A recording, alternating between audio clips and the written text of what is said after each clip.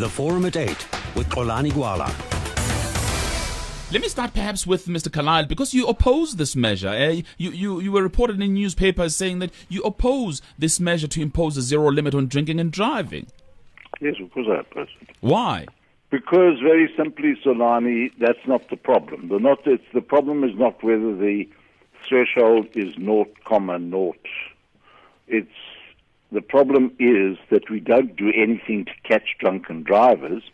And when we do catch drunken drivers, we make sure they don't get convicted. So, we could make it minus if we liked. It's not going to change anything.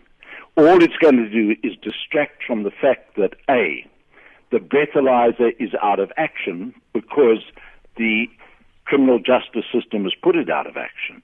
B, it takes over a year for a blood sample from an allegedly drunken driver to be tested if it's not lost in the process. C, less than 1% of drunken drivers ever get convicted. And when they do, it's a pat on the back. So all we're doing is distracting ourselves from the fact that probably 8,000 people a year are killed by drunken drivers on the roads. Yeah. Now, I'm not going to do anything about that, but we're going to change a law or a measure in the law that we don't even implement at the moment. Now, what kind of tomfoolery is that? All right, okay. We have to do the things which put drunks behind bars. Well, Mr. Dango, that's what it is. We are not solving any problem by putting forward this measure. No, I think we will be solving a problem. There's a couple of things when it comes to moving to a zero tolerance or a dry policy when it comes to drink driving. The one is that, as Mr. Carlyle points out, that we have a significant problem with car accidents and fatalities linked to drink driving. Medical Research Council shows 50% of accidents involve somebody who's impaired due to alcohol, and 40% of all deaths are due to people impaired due to alcohol. The argument that we're making is that the zero tolerance policy is part of a package of issues. On its own, it's not going to work. But if you combine it with other measures to reduce alcohol-related harm, it does make a difference. I don't think we should take the stance that says because we have problems with capacity in terms of enforcement, we shouldn't put in the correct policies. And that's something that we look at in many other countries that have similar jurisdictions. For example, Brazil, when they moved to zero tolerance, had an enormous impact immediately. So a 16% reduction in fatalities and accidents. But then it tapered off because the enforcement measures were not good enough. So people were not being stopped regularly. Breathalyzer tests were not being taken at the scene of accidents regularly. So the message that we're putting out, and it's something that we're learning from others, that if you put this law in place, make sure that you have the capacity to enforce it. Which is a problem, though. Which is a problem because capacity at the moment. In fact, we're not optimizing the existing legislation. Yeah.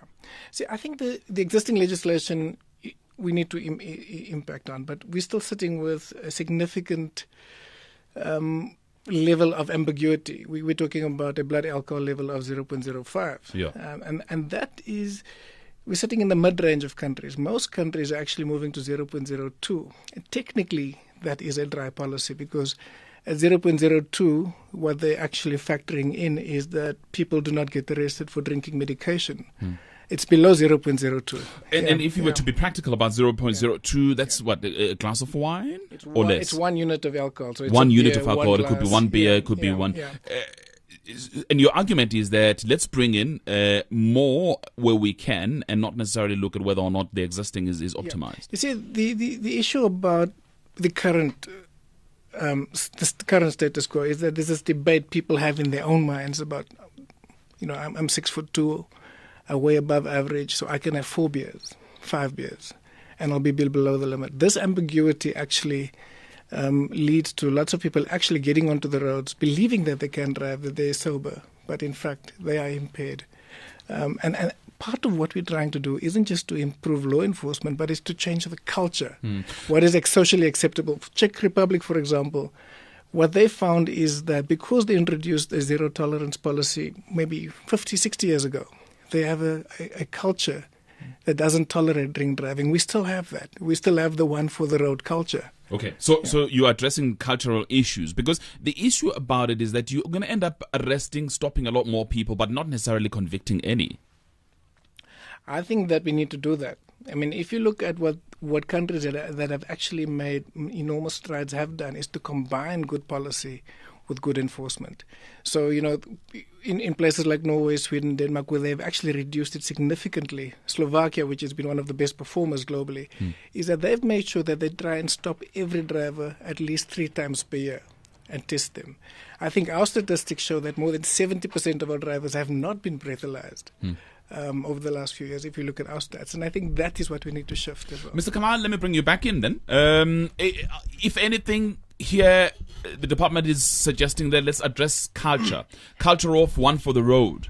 Yeah, let's talk about a couple of things. Let's talk about a couple of comparative countries. Okay, South Africa is about 34 fatalities per 100,000.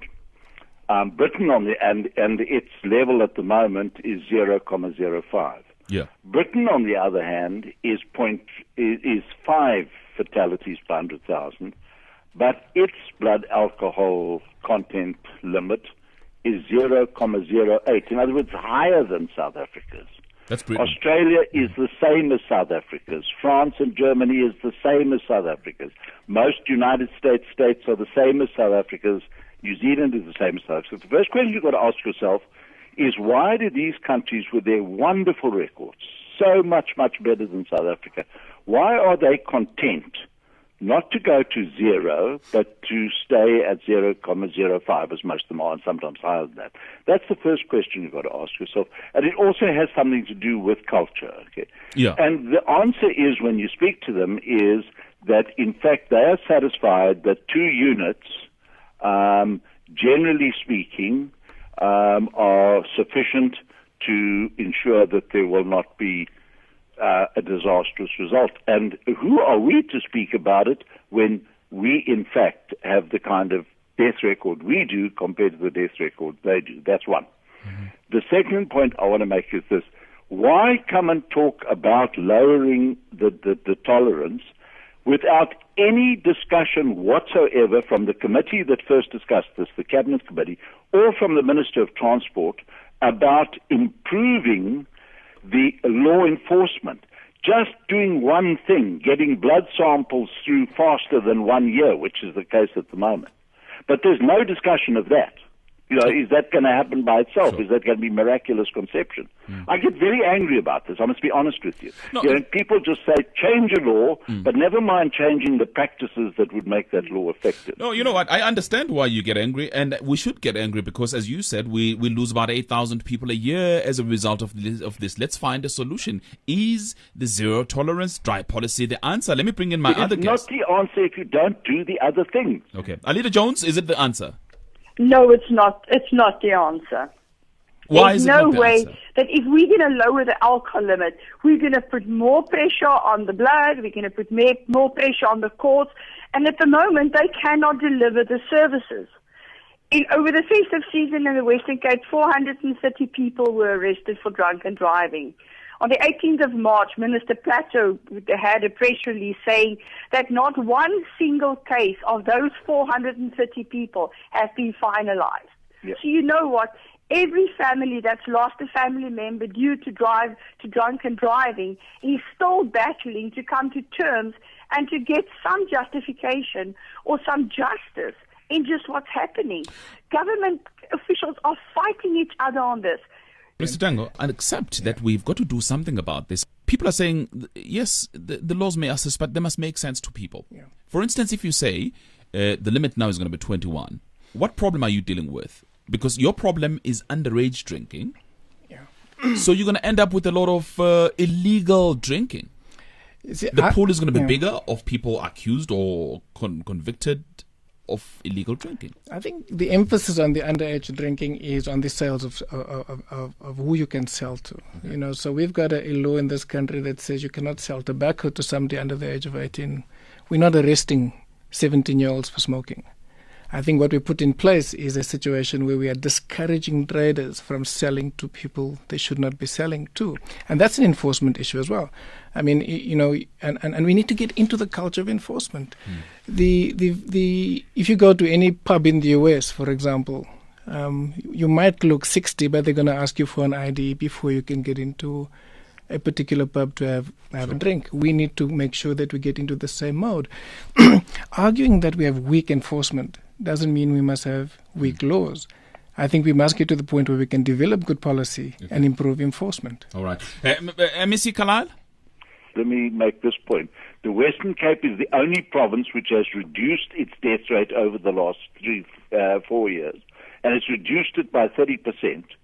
At a speed which never been achieved anywhere else in South Africa. So, really people mustn't come into these debates unless they know their facts. The second one said that Robin Carlyle is well known to have given way on alcohol sales.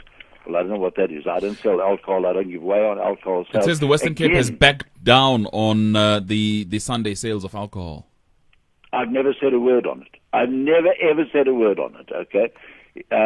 Let's make another point. This is the only province in the country which is trying to get the sale of alcohol, and half of the alcohol sold in this country is sold illegally, is trying to get the sale of alcohol into some kind of a framework and enforce it.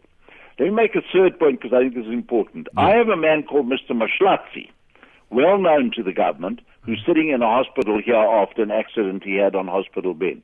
Mr. Mashlatsi has been stopped 8 times for drunken driving. Okay, the last time, fortunately, by one of my traffic policemen. He has never actually appeared in court. 4 of the 8 charges have mysteriously been dropped, and the charge on the charge that we got him charged for, my own staff, has been postponed for 1 year. And all of this way in the Western Cape. In the time since Mr. Mashlatsi had that accident in December, he's had 4 more accidents. And all of this happening where? You've got to ask yourself, where do you actually start enforcing the law where there's 0.2, 0.5, 0.8 or 0.15 or 0, and stop worrying about what the level should be, but actually start enforcing the law. And start ensuring that those people that are caught actually suffer the consequences. And only when that happens will this so-called carnage come down. The Forum at 8 with Xolani Gwala.